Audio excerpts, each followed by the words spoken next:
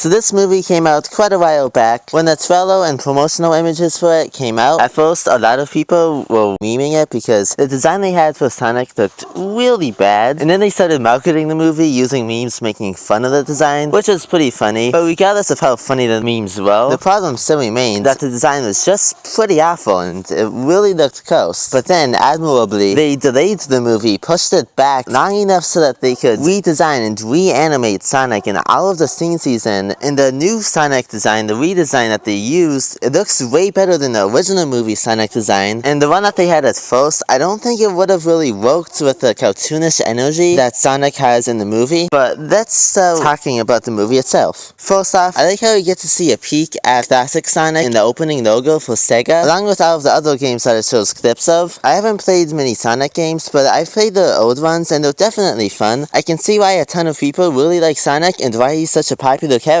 We immediately jump into the action and see Dr. Robotnik chasing Sonic and shooting lasers at him, and everything in the scene is so well animated and designed. Then we go back in time to where this movie actually begins, and wait, why is the owl from where Sonic comes from a realistic looking character when Sonic isn't?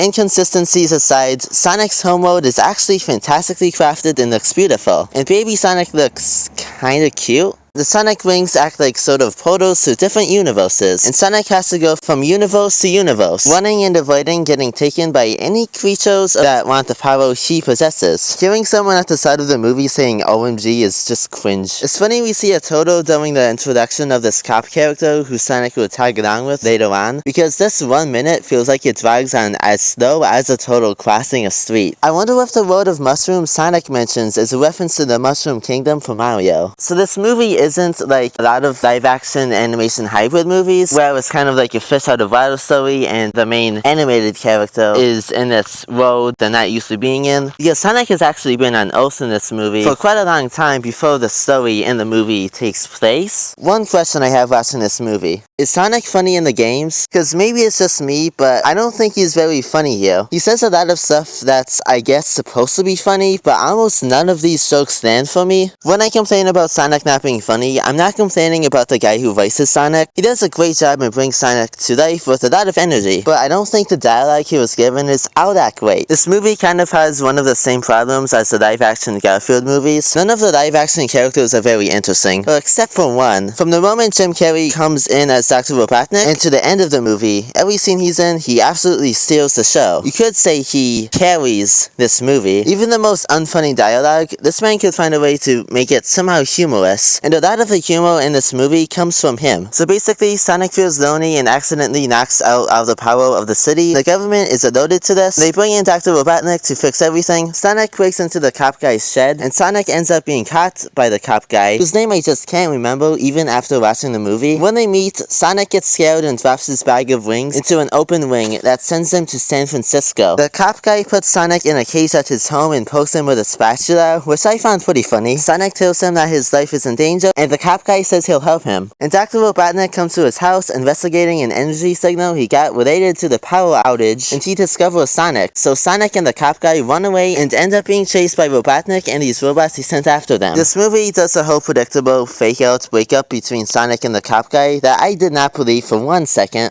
But seeing Sonic with a fish on his head was at least kind of funny. They go to this cowboy bar restaurant thing and bond a little, and there's a montage of them having fun doing stuff there. One thing I'll say about this movie is it's not very funny, but it's entertaining and fun to watch for a video game movie for kids. It's not very often that a video game movie for kids is actually kind of fun and entertaining to watch. After starting a bar fight, there's this really cool scene reminiscent of Quicksilver and Days of Future Past. It's an impressive scene for a kids movie.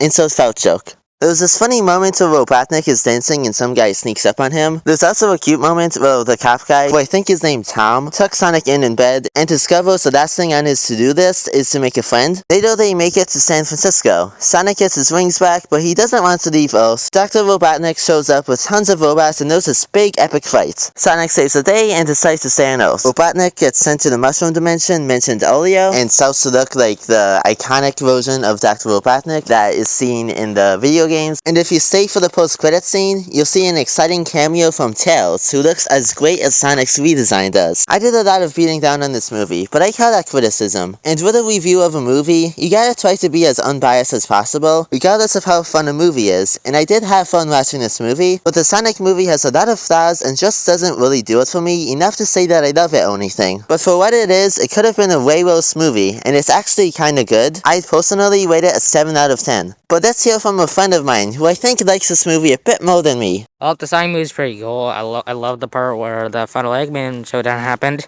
Yeah, so it's pretty cool. I love it. Josh is here, obviously, because it's his channel. Like, why I'm not surprised. He's pretty garbage, which, by the way, I'm telling false information, so get wrecked. I'm not garbage. Yes, you are. Deal with it. I love messing with him. Yeah, it's pretty cool. I'm really excited for the second one. Sadly, I can't see any COVID. I don't know if COVID's gonna ruin the part where we can't watch it with Liam. Hopefully, COVID doesn't make it go directly to digital or anything like that, because that would be cool for it to be in theaters. And Eggman, I agree, was also one of the best parts of the movie. It was Jim Carrey being Jim Carrey, which is always entertaining. So yeah, that was SMG29. It's garbage. That's going to be it for this video, guys. Thank you so much for watching. If you enjoyed this video, feel free to like, share, subscribe, and hit the notification bell to get notified whenever I upload a new video. And tell me what you guys think in the comments below.